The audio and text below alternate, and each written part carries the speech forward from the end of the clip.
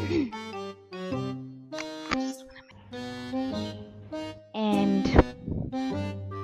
I you're gonna need to. Am I really that much? And breaking these niggas down like a demo. You don't really know you are. Hello guys and welcome back to my YouTube channel. I'm Shazia August. I'm a private chef, a content creator, as well as a baker. I want to tell you how you can become a private chef. So what a private chef is a person who cooks and does culinary services for certain individuals or groups. And today I want to touch up on a few questions I got even after the previous video I made. So I did go to the International Hotel School, and that's where I did my culinary studies. It was the 1 year in Benoni. How I became a private chef, and I'll explain that along the way. Okay, this is how you can become a private chef if you went to culinary school or you are a self-taught chef. Okay, firstly, you're going to need a business plan. You need to decide what your niche is and what services you want to provide. In my instance, I just in 5-star meals, and that's what I like to do, and that's the services I offer. I also like catering for large events. Obviously you need a team for that, so that's what you're going to need to decide in your business plan. You're also going to need a name for your business. For my instance, the name of my business is Dine with Shazi, which simply translates to dining with me. I'm having the experience of dining by me. Okay, second thing you're going to need is a marketing plan. You're going to need, obviously when you think marketing, you're going to know who your target market is, and by that I want to cook for, and what services are you going to tie in to cooking for that certain individuals. So if you want to say I want to cook for celebrities, okay, fine. I want to cook for large groups, I want to cook for private functions, things like that. That's what you're going to need to discover in your marketing plan. Okay, then once you find your target market, you're gonna need to find out where will you market yourself, where are people gonna be able to find you, how will you reach this target market. For my instance, I started off on Instagram. I made a page for myself and I started making videos. The videos were what I would cook for you if I was your private chef, and day in the life of an aspiring private chef were things I did to market my. And then after your marketing plan, you're going to need to know your setup tools. This is going to be your logo, your business cards, and all other things relating to your business profile. Also going to need to purchase your own equipment. This is very important, especially if you want to do like catering events. Where's the food gonna stay warm? If the people are using a simple plain hall, are you gonna have your own equipment, your own pans, your own pots, and your own fryers, and whatever the case is? In my case, I don't really need all those things, but I did purchase them in case I would need them. On the setup tools, you're gonna need your recipes and your menu development, as well as your costing.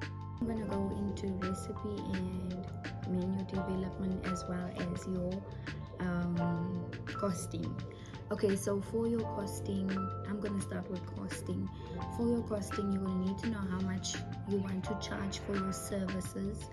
Calculate that on an hourly basis or a daily basis if you're working for a longer period, and you're gonna want to go with that costing into everything. Did your costing cover your ingredients? Did your costing cover your services? Did your costing cover your transportation? And then recipe and menu development is simple. You've learned this in culinary school, so you're gonna want to make sure your recipes are perfected. If not, how did you go wrong, and figure all of that out before you go into this sector. And then your menu development, for me, I feel that is very important, because if you're working for clients, you're going to need to do the menu for them unless they give you something specific to do. Most of the time that is not the case. They usually just say what they want, but you're going to have to pair everything with something else, and that's where the recipe planning comes in, your recipe development. I say this because if they say you should make a steak, do you know the seasonal vegetable to go with the steak? Do you know a good side that will match with that steak? What's the weather like, and what type of things do the family actually like? Okay, on to the next thing is before and after getting your first client. So before you get your first client, you're going to have to market with your family and friends and network. So what I mean by marketing with your family and friends is cater to someone's event. Even if it's free, make sure they cover the ingredients and you cater to the rest of the function. So before you get your first client, you're going to want to market your business to your family and friends and work on your menus and recipes with those family and friends. See if you are able to work alone. See if you are able to cater to however many people are there, and see how well you manage the pressure, because this is not the same as like in a kitchen, like in a hotel or whatever, where you're working with everyone around you, where someone's doing this and someone's doing that and everything is done by you. After you get your first client, once you've got your first client, use your marketing plan and work on that. See if your marketing plan actually works. Did you meet your target market, and did you reach the right target audience? Importantly, networking. Network with your fellow chefs and network with your fellow private chefs. Follow other private chefs and see what they are doing. See how they do things and learn from it. Since I get asked this question a lot, today I'm going to go into depth into how I became a private chef. So before I became a private chef, I had no business plan and no business, like the first 2 steps of the list I gave you was not checked. So I didn't have a business plan and I didn't have a marketing. After school, I worked at a few restaurants before I became a private chef. I was then contacted by my client, but I was contacted the previous year, and at that time they weren't ready to move forward on actually having a private chef. The following year I then got the message to come in for an interview, and I did, and then I came in for a second interview after the first interview went well.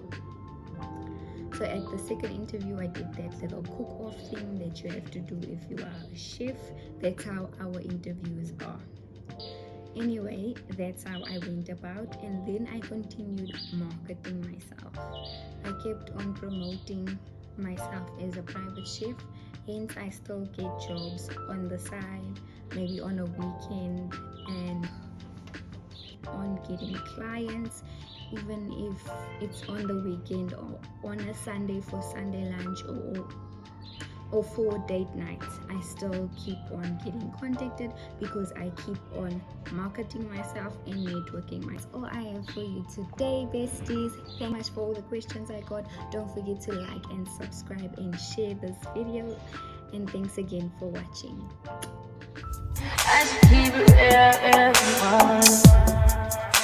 High volume. Am I really that much?